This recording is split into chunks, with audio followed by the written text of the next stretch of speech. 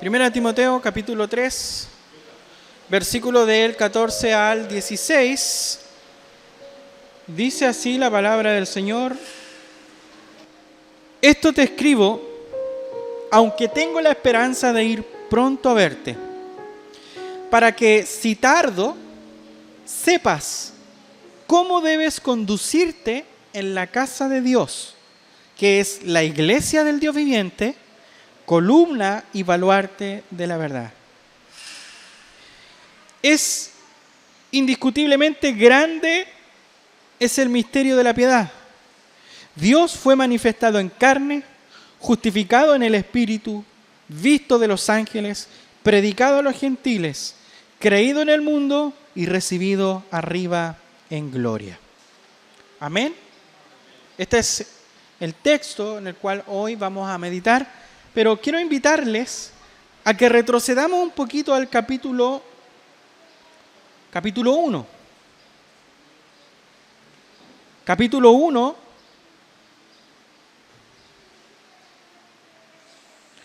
Si usted se fija, en el versículo del 1 al 2,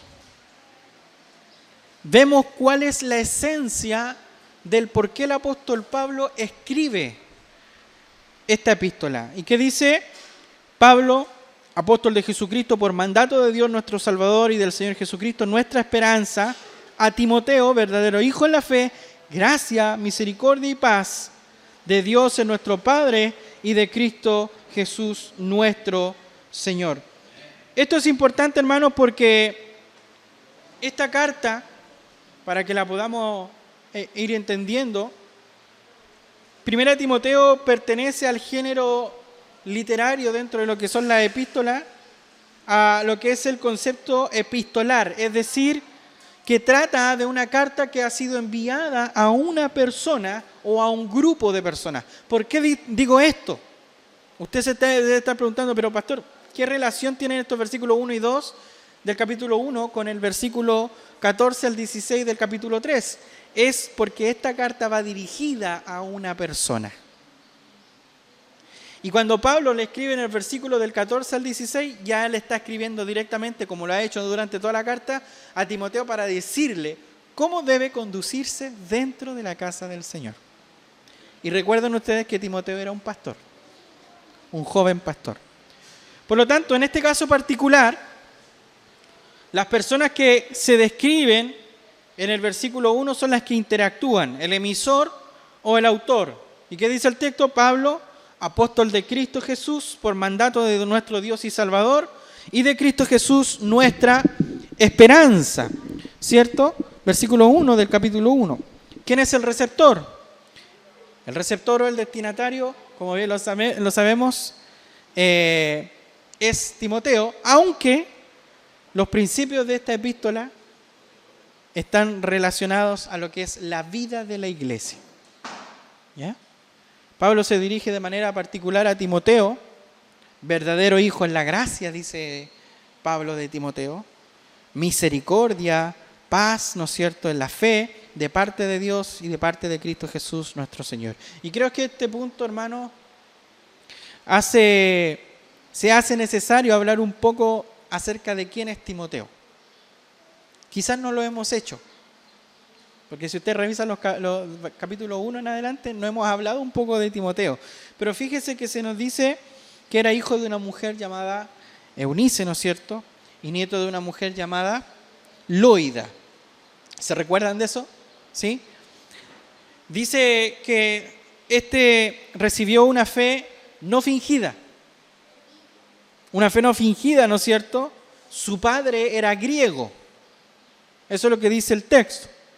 Y vemos que el primer encuentro entre Pablo y Timoteo se narra ahí en Hechos capítulo 16. Ahí está el primer encuentro entre Pablo y Timoteo. Si usted quiere saber cómo Pablo conoció a Timoteo, Hechos capítulo 16, en la ciudad de Listra, ¿no es cierto? Pablo se encuentra con este jovencito, ¿cierto?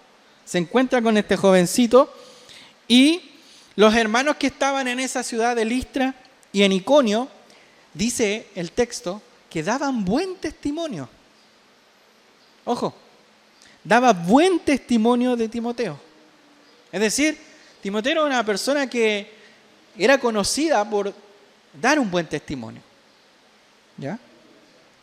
Entonces Pablo, ¿qué hizo? Quiso que este jovencito lo acompañara. Lo acompañara, para lo cual primero lo circuncidó, ¿no es cierto? Debido a que su padre no era judío, sino que era griego.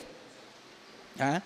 Y en ese momento se une a Pablo, Timoteo, en su segundo viaje misionero, y desde ese momento, hermanos, el apóstol Pablo lo consideró como un verdadero hijo en la fe.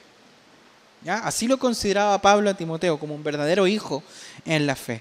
Fíjese que en las dos epístolas que Pablo le escribe a Timoteo, se resalta que el apóstol había recibido profecías acerca de Timoteo. Es decir, Timoteo tenía un buen testimonio, pero Pablo había también recibido profecías acerca de Timoteo.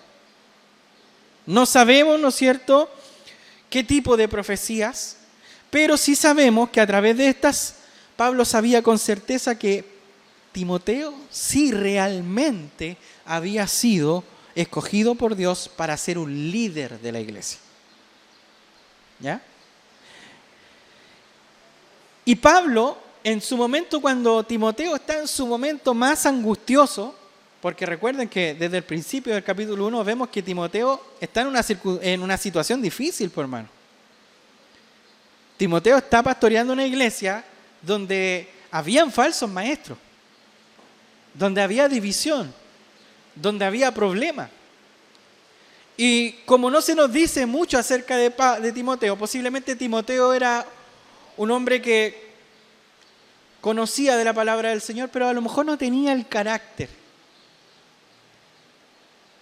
Y en su momento quizás se vio cohibido. Se ve cohibido, ¿no es cierto? Y Pablo, para animarlo, porque ya como que Timoteo ya estaba flaqueando ante todas esas adversidades, Pablo, para animarlo, le recuerda a Timoteo estas profecías que él había recibido de parte del Señor, ¿cierto? Y que sabía que por ser un pastor joven, él tenía que afrontar muchas batallas, ¿ya? Sin embargo, si Timoteo recordaba que Dios mismo lo había llamado al liderazgo, sería fortalecido para militar la buena milicia. Por eso Pablo le dice, pelea la buena batalla, ¿cierto? Aviva el don del Espíritu que ha sido en ti. En un momento en el cual Timoteo estaba bien mal, ¿no es cierto? Pablo lo anima y lo levanta ante estas dificultades. Si nosotros nos damos cuenta, primera y segunda de Timoteo, hermanos, fueron escritas probablemente en los años 62 al 67 después de Cristo, durante esa liberación de Pablo, ¿ya? Y su segundo encarcelamiento. Entre ese dato específico, vemos que se escribe esta carta. ¿Y cuál es el propósito? Aquí vemos el propósito, hermano. Hemos venido hablando de muchas cosas hasta llegar a este punto del capítulo 3. Saber cómo conducirse dentro de la casa del Señor. Y Pablo le dice, te escribo estas cosas esperando pronto ir a ti, ¿no es cierto? Pero en caso de que me tarde, te escribo para que sepas cómo debes conducirse. Es decir, desde el capítulo 1 a este punto del capítulo 3, Pablo ya le ha venido hablando a Timoteo de cómo debe conducirse dentro de la casa del Señor. Con una adoración correcta, ¿cierto? Las mujeres con un atavío correcto, ¿cierto? Los hombres levantando manos limpias, sin contienda. Le enseña también Pablo en estos principales capítulos sobre el requisito de los ancianos, cómo debe ser un anciano, cómo debe vivir un anciano, cómo debe vivir un diácono, ¿no es cierto? Y llega hasta este punto. Y por eso Pablo le dice, te escribo estas cosas. ¿Cuáles cosas? Las que ya han pasado, ¿no es cierto?, en los capítulos anteriores, para que Timoteo sepa cómo debe conducirse, ¿cierto? En la casa del Señor, la cual Pablo dice algo específico, que es la iglesia de Dios vivo, ojo, columna y sostén de la verdad. Es decir, de manera explícita, hermano, para que lo podamos entender, aquí nosotros vemos subrayado que el tema general que domina la epístola de 1 Timoteo es la preocupación por la iglesia local. Eso es lo que le preocupa a Pablo, por eso Pablo le escribe a Timoteo. La preocupación por la iglesia local. El punto principal de Pablo de instruir, ¿no es cierto?, a este joven ministro a conducirse, a guiar la iglesia local de una manera apropiada, es decir, según lo establecido por Cristo. Recuérdense que los requisitos dejamos bien claro que no son por necesidad propia de la iglesia. Es necesario que el anciano sea de esta manera, es necesario que el diácono sea de esta manera. ¿Necesario para quién? Lo dijimos. Para Cristo. ¿Por qué? Porque dijimos que Cristo es la cabeza de la iglesia. No es necesario para la iglesia, no. Es necesario para Cristo. Y como consecuencia de que es necesario para Cristo, es necesario para la iglesia también. ¿Ok? De tal manera, hermanos, que Pablo guía, enseña, adoctrina a Timoteo a cómo conducirse, a cómo guiar la iglesia local de manera apropiada, ¿cierto? Y de manera particular Pablo lo instruye acerca de la sana doctrina, lo instruye acerca de la adoración pública, lo instruye acerca del cuidado pastoral, lo instruye acerca del liderazgo, ¿no es cierto?, de la iglesia local. Pablo también lo instruye acerca de las responsabilidades sociales y las presiones materiales que se dan dentro de la iglesia. Porque también, hermanos, hay responsabilidades sociales dentro de la iglesia. También hay presiones materiales dentro de la iglesia.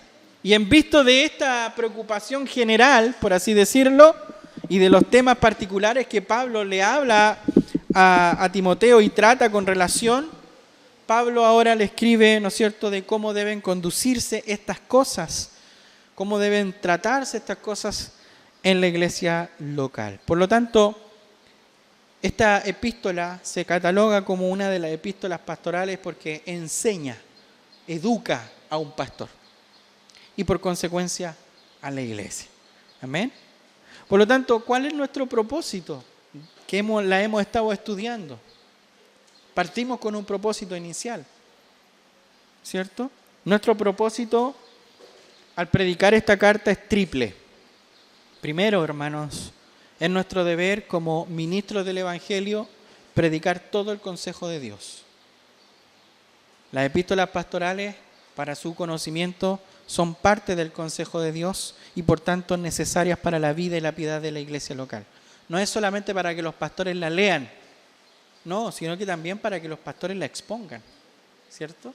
Y principalmente con su testimonio. Segundo, nos atañe saber cómo la iglesia local, saber qué somos a los ojos de Cristo, cómo Cristo nos ve y qué es lo que Él espera de esta iglesia y de sus líderes. Y en tercer lugar, ¿por qué estudiamos esta carta? Es porque hemos introducido ciertos cambios, reajustes, ¿no es cierto?, en la misión, en la visión, en la estrategia y por supuesto, ¿no es cierto?, en lo que es la iglesia local, con todo lo que ha pasado, hermano. Es necesario que veamos por la Escritura el fundamento de muchas de estas cosas. Amén. Por lo tanto, vamos con el punto de partida de esta carta y de este sermón del día de hoy. Y es, ¿cuál es la identidad de la iglesia? ¿Cuál es la identidad de la iglesia? De hecho, en términos generales, nuestro punto de partida es por medio de una pregunta. Yo les pregunto, ¿qué espera la cabeza de la iglesia de su iglesia? Y no estoy hablando de mí como pastor, estoy hablando de Cristo. ¿Qué es lo que espera la cabeza de la iglesia de su iglesia? O de manera particular, ¿qué espera Cristo de esta iglesia local? Y para responder a esta pregunta, es necesario, hermano, identificar la manera en que Pablo describe a la iglesia. Después de todo, la iglesia hace lo que hace por quien es, ¿cierto? Por tanto, para identificar el propósito de la iglesia o su misión, es necesario entender la naturaleza o la esencia de la iglesia. Y Pablo ocupa aquí dos palabras, dos designaciones adicionales para hablar de la iglesia de Dios. Primero, Pablo dice que la iglesia es como la casa de Dios. Y esto es interesante. Pablo dice, para que sepas cómo debes conducirse uno en la casa ¿de quién? De Dios. De tal manera que la iglesia local, o la iglesia es la casa de Dios. Y vuelvo a preguntar, si es la iglesia la casa de Dios, ¿qué espera Cristo que allí se haga? Si la iglesia local es la casa de Dios, ¿qué es lo que la cabeza de esta iglesia, Cristo, espera que aquí se haga? Y para responder nuevamente a esta pregunta, hermanos, vamos a dar un paseo por algunos pasajes del Antiguo Testamento para que nos refresquemos la memoria y entendamos cuál es el papel fundamental de lo que representa la casa de Dios y lo que Dios esperaba que se hiciera allá. En primer lugar, en la casa de Dios se espera que Dios more, que Dios habite de manera especial en medio de su pueblo. ¿Qué dice Éxodo capítulo 25, versículo 8? Aquí hay órdenes por parte de nuestro Dios, ¿cierto? Dios ordena a su pueblo a construir una casa, ¿cierto? Un templo, un tabernáculo, una residencia para Él, ¿cierto? ¿Para qué razón? Para que Él more en medio de su pueblo. Fíjese que el nuevo pacto, Éxodo 25, 8, fíjese que en el nuevo pacto esa realidad no ha cambiado. Dios sigue morando en su casa. ¿Cuántos creen que Dios está aquí? Dios sigue morando en su casa. Lo que ha cambiado es la casa. ¿Ya? En ese momento era un edificio, ¿cierto? Un templo o un tabernáculo. Ahora es un grupo de personas, los discípulos de Cristo, el cuerpo de Cristo. Esa es la diferencia.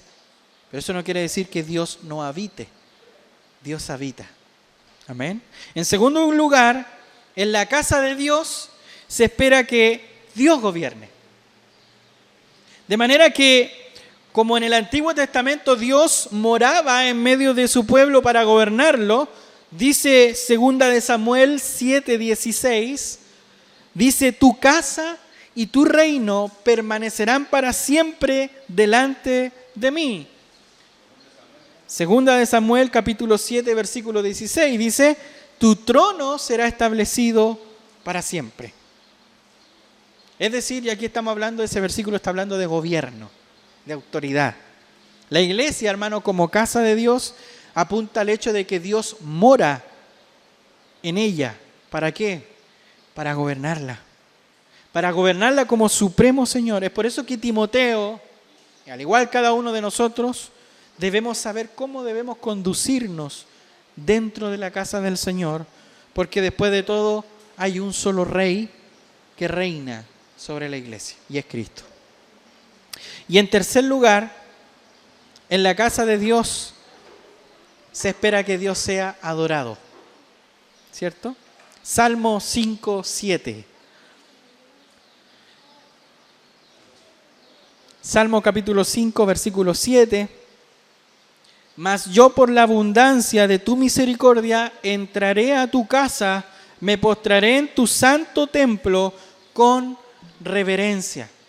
Es decir, que en la casa de Dios se espera que Dios sea adorado. Yo le pregunto, hermano, ¿ha venido a adorar al Señor en este día? Que no le gane el sueño, entonces. La adoración tiene algunos distintivos particulares, identificados, ¿no es cierto?, en Hebreos como sacrificios espirituales. Oración. Venimos acá a la casa del Señor, ¿no es cierto?, como para ofrecer adoración al Señor, y lo hacemos por medio de oración. Isaías 56, 7 dice, porque mi casa será llamada casa de oración. Venimos a orar al Señor. Por eso Pablo le exhorta a Timoteo en el capítulo 2 que la iglesia se hagan oraciones. Que se hagan oraciones por todos los hombres Y específicamente, dice el apóstol Pablo, oren también por los que están en eminencia. Lo vimos en el capítulo 2. ¿Qué se espera también dentro de lo que es el concepto de adoración? No solamente orar, sino que también cánticos de alabanza. Salmo 42, versículo 4 dice, me acuerdo de estas cosas y derramo mi alma dentro de mí, de cómo iba yo con la multitud y la guiaba hasta la casa de Dios con voz de alegría y de acción de gracia, con la muchedumbre en fiesta. Creo que este es un salmo que a todo pastor le quiebra el corazón. Le quiebra el corazón. No hay nada mejor que acordarse de cómo la iglesia canta, cómo la iglesia adora, cómo la iglesia alaba, bendice al Señor cuando estamos todos juntos, ¿no es cierto? Aquí el salmista dice, yo me acuerdo de cómo guiaba al pueblo, de cómo éste cantaba, ¿no es cierto?, con voz de alegría, con voz de gracia, y mi alma se derrama. Yo le pregunto, hermano, ¿se derrama su corazón al venir acá, al ver a su hermano cantar? O cuando está en su casa, ¿se acuerda usted de cómo cantamos, cómo adoramos, cómo oramos, cómo compartimos? ¿Se derrama su alma? ¿Le da anhelos de estar allí? En la casa del Señor no solamente se ora, se canta, sino que también se ofrenda. Malaquías 3:10, un texto bien sacado de contexto, nosotros lo entendemos de manera práctica. Dice, traed todo el diezmo al alfolí para que haya alimento en mi casa y ponedme ahora a prueba en esto, dice el Señor de los ejércitos. Si no, os abriré las ventanas de los cielos y derramaré para vosotros bendición hasta que sobreabunde. Por eso Pablo exhorta a Timoteo, en el capítulo 5, a atender las viudas de la iglesia y tener como dignos de doble honor a los ancianos que gobiernan bien, especialmente a los que se dedican en la enseñanza. Es decir, hay una necesidad que como pueblo debemos suplir.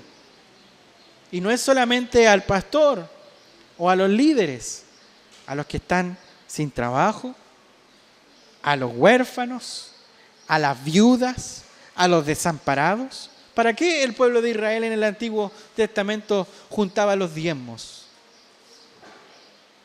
Para ellos, ¿cierto? Para el pueblo mismo. Y el Señor le dice, me habéis robado. ¿Dios necesita plata? No. Pero lo tenemos claro, ¿no es cierto? Que al momento de quitarle el sustento a una viuda o un necesitado, le estamos robando a él. ¿Por qué? Porque esa persona porta la imagen de Dios, ¿cierto? Es claro el concepto. De modo que como templo y casa de Dios, Cristo espera que su iglesia, es decir, la casa de Dios, se acerque a Dios en adoración con sacrificios espirituales, cánticos, oraciones, ofrendas voluntarias de amor, pues el celo de su casa nos consume, ¿no? Pero la iglesia no es solo casa de Dios, hermanos. La iglesia también, dice Pablo, que es columna y baluarte de la verdad. ¿Qué es un baluarte? Es un sostén. Eso es un baluarte. De tal manera que la iglesia es una columna y es un sostén de la verdad. Sostiene la verdad. La iglesia es columna y baluarte de la verdad. Por tanto, yo pregunto, ¿qué espera Dios que aquí se haga, hermanos? Como columna y baluarte de la verdad, se espera que la iglesia sostenga y defienda la verdad. Sostener y defender la verdad. ¿Cuál es esa verdad, hermanos? ¿Cuál es la verdad que la iglesia está llamada a sostener y a defender? Fíjese que al momento de leer toda la carta, notamos seguidamente que la respuesta a la pregunta es sencilla. La verdad a ser defendida es el Evangelio de Cristo. Es el Evangelio de Cristo. ¿No le da celo a usted cuando un predicador de la prosperidad usa el Evangelio de Cristo para ganancias deshonestas? Bueno, ahí deberíamos nosotros defender el Evangelio de Cristo. Ahí deberíamos estar en contienda. Y esto tiene mucha relación, hermanos, con los requisitos de los ancianos y los diáconos. Si un anciano es amador de ganancias deshonestas, nosotros debemos contender. Porque el Evangelio de Cristo habla de transparencia, habla de verdad, habla de unidad, habla de buen testimonio, habla de un cambio hecho por Cristo, habla de una nueva creación, habla de una muerte y de una resurrección que hace nueva todas las cosas. Por lo tanto, hermanos, fíjese que nos preguntamos cuál es esta verdad que debe ser defendida.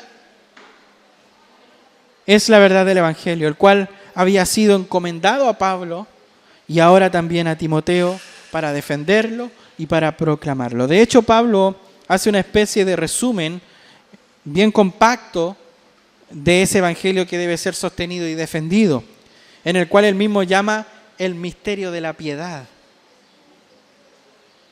Fíjese, el misterio de la piedad. ¿Y cuál es el protagonista de este misterio? Cristo. Cristo es el protagonista de este misterio de la piedad. Él fue, dice el texto, si usted lo ve ahí en 1 Timoteo capítulo 3, del versículo 15 al 16, ¿no es cierto? Dice que Él fue manifestado en la carne, vindicado en el Espíritu, contemplado por los ángeles, proclamado entre las naciones, creído en el mundo. ¿Quién fue creído en el mundo? ¿Quién fue contemplado por los ángeles? ¿Quién fue vindicado por el Espíritu? ¿Quién fue manifestado en la carne? Cristo. De tal manera que vemos, ¿no es cierto?, que esta defensa que la iglesia está llamada a hacer tiene que ver específicamente con Cristo. El texto dice que fue recibido allá arriba en la gloria. Vamos a analizar un poquito porque esos versículos que usted ve allí es un canto, es una estrofa que la iglesia primitiva cantaba. No es que sea un versículo bíblico, hermano, en el sentido de ser como algo que se puso allí. No, es algo inspirado por Dios, pero era parte de un canto. Los teólogos más expertos en la lengua griega llegan a la conclusión de que estos versículos que están ahí son extractos de un canto de la iglesia. Y dice este canto, Él fue manifestado en la carne. Es decir, que el Evangelio, hermanos, para que lo podamos entender, comienza con el gran misterio de Dios trascendente, haciéndose carne, es decir, haciéndose hombre. ¿Para qué? Para salvar. ¿Cuál es el propósito de esta salvación? En el capítulo 1, versículo 16, Pablo dice que Cristo vino a salvar pecadores, de entre los cuales Pablo era el primero de ellos. Ahí vemos el primer propósito, salvar pecadores. En cuanto a qué forma, a qué manera, según en el capítulo 2, versículo 6, Pablo dice que Cristo lo hizo dándose a sí mismo en rescate. En cuanto al alcance de esa salvación y de ese rescate, en el capítulo 4, versículo 10, Pablo le dice a Timoteo que Cristo es Salvador de todos, específicamente de los que creen. Amén. Por lo tanto, en su encarnación, en su sufrimiento, Él es el único mediador entre Dios y los hombres. Y fíjese que no solamente dice que Él fue manifestado en carne, sino que dice fue vindicado en el Espíritu. ¿Qué quiere decir eso? Muchos no vieron su gloria. Muchos lo despreciaron. Muchos lo desecharon. Pero dice que Él fue vindicado por el Espíritu Santo, es decir, el Espíritu Santo dio testimonio de que Jesús es Emmanuel, Dios con nosotros. Fíjese, ¿dónde dio testimonio de que realmente Jesús es Dios con nosotros?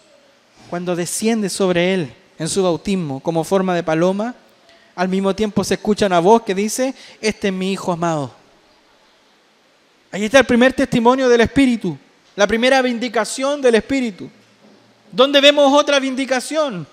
Al momento de ungirle, ¿no es cierto? Mateo capítulo 12, versículos del 28 al 29, se puede comparar también con Juan capítulo 3, versículo 1, Dice que al ungirlo y llenarle de poder para llevar a cabo señales y prodigios divinos, evidencia la presencia del reino de Dios en él.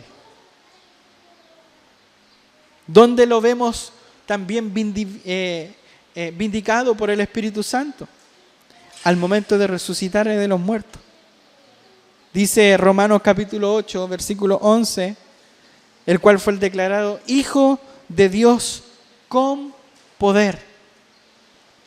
De esta manera el Espíritu Santo convenció, hermanos, al mundo de pecado, de justicia y de juicio, porque Cristo es el Salvador. Pero el texto también nos dice que fue contemplado por los ángeles. La gloria de Jesús, que muchos no vieron, que muchos rechazaron, los ángeles la contemplaron y lo alabaron. ¿Dónde? ¿Dónde vemos que contemplaron y alabaron? ¿Se acuerdan ustedes de su nacimiento? ¿A quién se le aparece los ángeles? A los reyes magos. ¿Pero a quién más? Antes que los reyes. A los pastores que estaban pastoreando una ovejita. Y dice que hubo un coro de ángeles que cantaba gloria a Dios en las alturas. Es decir, que los ángeles lo contemplaron, lo vieron y lo adoraron, lo alabaron. Ellos fueron testigos, anunciaron la resurrección. ¿A quién buscáis? Al que buscáis ya no está aquí, ha resucitado. Vemos también que los ángeles fueron testigos junto a los apóstoles de la ascensión. ¿Qué hace Jesús cuando se va en la ascensión? Dice, ¿a quién están mirando? El que ascendió de la misma manera, va a descender por las nubes. Fueron los ángeles los que prácticamente contemplaron a Cristo. Pero dice también el texto que Cristo fue proclamado entre las naciones. Y esto es importante porque una vez que Jesús resucita y antes de que Jesús ascienda, ¿no es cierto?, el mismo Cristo comisiona ahora a sus apóstoles para llevar estas buenas noticias a toda lengua, tribu y nación, comenzando por Jerusalén, Samaria, Judea y hasta lo último de la tierra. De hecho, Pablo era uno de esos a quien Cristo le había encomendado este mensaje para sostenerlo y defenderlo. Pablo, apóstol de los gentiles, para llevar el evangelio, comisionado por Cristo, para proclamarle al mundo y a las naciones la verdad del Salvador. No solamente dice el canto que vemos ahí, no solamente dice que fue proclamado entre las naciones, sino que también dice que fue creído en el mundo. Cristo es el Salvador del mundo, hermanos. Y cuando Cristo es proclamado entre las naciones, es proclamado como el único mediador entre Dios y los hombres. Y ahora mismo, hoy, como resultado de este testimonio acerca de Jesús, muchas personas alrededor de todo el mundo están siendo salvadas, recibiendo la salvación y añadiéndose al señorío de Cristo. Fíjese que el mismo apóstol Pablo, el temido perseguidor, aquellos que temían de Pablo, corrían cuando escuchaban de Saulo, que Saulo venía, arrancaban.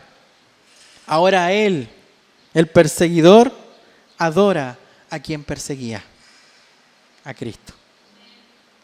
Jesús no le dice, Pablo, ¿por qué persigues a mi iglesia?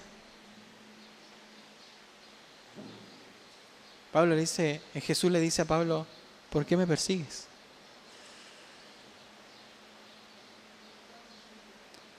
Dice también parte de esa alabanza que vemos ahí en el capítulo 3, que fue recibido en gloria. Una vez terminada su misión aquí en la tierra, Jesús ascendió a los cielos en presencia de sus discípulos y dice que fue recibido en gloria. Ahora, ¿dónde está? Sentado a la diestra del Padre, ¿no es cierto?, como Señor y como Cristo. ¿Desde dónde dice? Volverá por segunda vez para salvar a los que esperan y para quebrar con la vara de hierro las rodillas de aquellos que no abrazaron su señorío. Hermanos, en conclusión, la iglesia existe, y esto ojalá usted se lo pueda meter en su cabeza. La iglesia existe para sostener y defender la verdad. La pregunta es, ¿cómo lo hace? ¿Cómo lo hacemos? ¿Cómo sostenemos y defendemos esa verdad? Dicho de otra manera, ¿cómo la iglesia sostiene y defiende la verdad del Evangelio? En términos generales, primero, preservando la verdad de Dios. O mejor dicho de otro modo, la iglesia y los ministros preservan la verdad pasándola con fidelidad a otros, defendiéndola del error doctrinal. Cuando la iglesia predica sana doctrina, cuando nos mantenemos dentro del camino de la Escritura, cuando los líderes enseñan conforme a la Escritura, entonces están preservando la verdad de Dios. Y automáticamente la iglesia se transforma en aquella que sostiene y defiende la verdad. Por eso Pablo le dice que la iglesia de Dios es columna y sostén de la verdad. Si los líderes y la iglesia en sí misma preservan la verdad, caminan en la verdad, enseñan la verdad, practican la verdad, entonces la iglesia ahora se vuelve una que preserva la verdad de Dios y la defiende del error doctrinal. ¿De qué otra forma defendemos la verdad de Dios? Proclamando la verdad de Dios. Nosotros no proclamamos mentira, ¿no es cierto? De hecho, proclamar una mentira, nunca he visto yo que a una mentira se le haga una apología. Defender la mentira. Porque la mentira se evidencia sola que no es verdad. No hay necesidad de refutarla cuando es evidente. No hay argumentos para sostener una mentira. Pero sí tenemos argumentos para sostener una verdad. Y la verdad es que Jesucristo resucitó de entre los muertos, ascendió, ¿no es cierto?, y está sentado a la diestra de Dios Todopoderoso. Por lo tanto, proclamando la verdad de Dios, la iglesia, como columna de un edificio, levantamos, ¿no es cierto?, en alto la verdad del Evangelio. Como alguien ha dicho por ahí, hay cosas que no ponemos en alto. Opiniones, innovaciones, creatividad, sabiduría, ¿no es cierto?, y posesiones humanas. En lugar de eso, ponemos en alto una sola cosa: la palabra de Dios. Es la palabra de Dios la que ponemos en alto, hermanos. ¿Cómo defendemos como iglesia? Practicando esa verdad que predicamos y que a la vez preservamos. No nos sirve de nada, hermanos, predicar la verdad, preservar esa verdad, si no practicamos la verdad. Somos, como Pablo dice, un címbalo que resuena. ¿Cómo se sentiría usted de que en estos momentos, ¿no es cierto?, mientras se predica el Evangelio, haya algo que esté sonando y que no le permita a usted escuchar lo que se está transmitiendo? Vuelvo a repetir. Eso es un címbalo que retiñe, algo que molesta, que mete ruido. Cuando no vivimos en la verdad, cuando no andamos en amor, cuando no practicamos lo que decimos creer, y que muchas veces mostramos hasta los colmillos, ¿no es cierto?, defendiendo una supuesta verdad, pero no la practicamos, somos como ese ruido, molesto. Llega a ser molestoso incluso ver supuestos creyentes defender una verdad, proclamar una verdad, pero no practicar esa verdad. Llega a ser molesto. Porque según esas personas, están en la verdad, están en lo correcto. ¿O no? Son guías, son ciegos, guiando a otros ciegos. Por lo tanto, una manera, hermanos, de poner en alto la verdad del Evangelio es no solamente enseñándola, sino también viviéndola. Vive a Cristo, hermano. Vive a Cristo en tu vida. Vive el misterio de la piedad en carne propia. La palabra piedad se utiliza varias veces en la carta de este apóstol Pablo y tiene que ver, hermanos, específicamente con vivir a la altura de este glorioso evangelio. Hay una regla, hermanos. La palabra del Señor, esa es la regla. ¿Y qué dice Pablo a Timoteo? Que la palabra del Señor es útil para corregir, enseñar, instruir, redarguir. Pero hay algo más importante. Que la palabra de Dios es nuestra única regla de fe y de... ¿Y por qué hay muchos creyentes que no viven conforme a esa regla de fe y de conducta? La palabra piedad tiene que ver con esto. Vivir a la altura, a la medida, a la regla de fe del glorioso evangelio. Si nosotros no estamos viviendo a la altura, al nivel que la misma Escritura dice, regla de fe y de conducta, y no estamos viviendo a ese nivel, entonces, hermano, no tenemos nada de piedad. Entonces realmente no estamos practicando lo que decimos defender y lo que proclamamos muchas veces. Fíjese que en contraste, ya con esto voy terminando para no espantarles el sueño, en contraste con muchos que habían naufragado de la fe haciendo estas cosas, porque recuérdense que al principio de la carta habían dos personajes que se dice que naufragaron en la fe, y cuantos muchos más, Himeneo y Alejandro, ¿cierto?, que naufragaron de la fe. En contraste, hermanos, con muchos de estos, Timoteo y la Iglesia Presbiteriana Reformada de Chile está peleando la buena batalla. ¿Estamos peleando la buena batalla o no, hermano? No le escucho. ¿Estamos peleando la buena batalla? Hay que pelear la buena batalla. Pueden caer 1000 y 10.000. Pueden hacer lo que quieran hacer. Pueden quizás, como dijo Martín Lutero en su himno Castillo Fuerte, pueden hacer y deshacer, pueden destruir, pero nos mantenemos peleando la buena batalla. Peleamos por Cristo, hermano.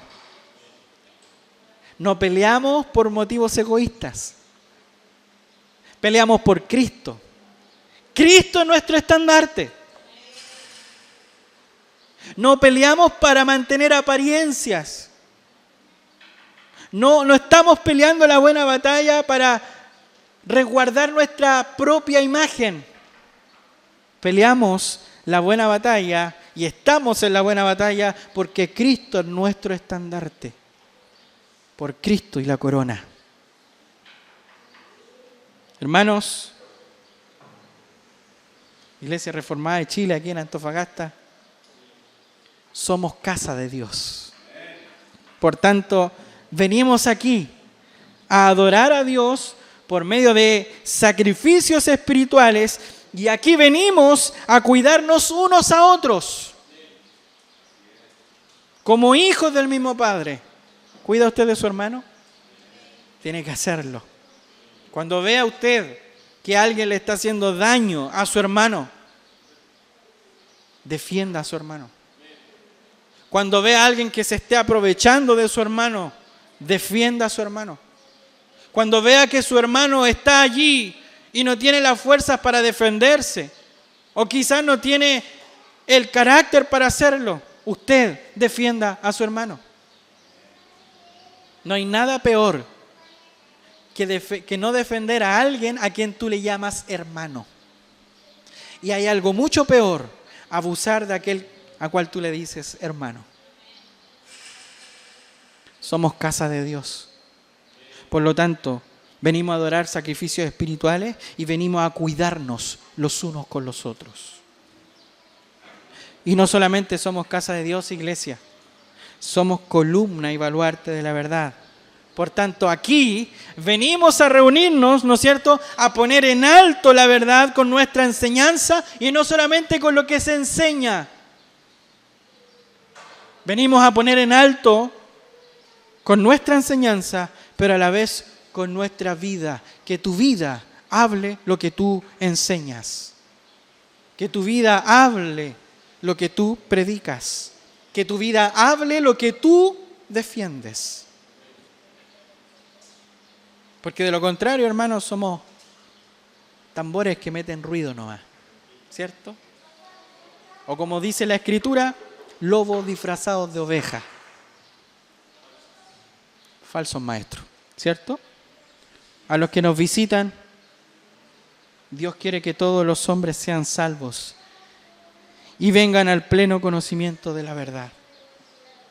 Por lo tanto, le digo a usted, hermano, hermana, iglesia en general, solamente de parte de Dios hay un solo Dios y también un solo mediador entre Dios y los hombres, Cristo Jesús, hombre quien se dio a sí mismo por rescate por todos. Por lo tanto, vengamos y entreguémonos hoy a Jesús. Entrégate a Cristo, entrega tu vida al Señor, recibe del Señor su salvación, recibe del Señor su señorío. Y me imagino que ya hemos pasado bastante como para seguir donde estamos. Si hoy estamos con vida, hoy estamos con salud, es por gracia y misericordia del Señor. Es porque Dios nos mantiene en pie. De lo contrario, bajo de la tierra ya deberíamos haber estado mucho tiempo. Y Dios ha sido misericordioso. Por lo tanto, no te queda otra. O sigues en la misma y Dios sigue punzándote con su dedo, o te entregas a Cristo para descansar en Él. Jesús dijo, venid a mí, todos los que estáis cargados y trabajados, que yo os haré descansar. ¿Quiere descansar, hermano? ¿Quiere descansar, hermana? Ven a Cristo.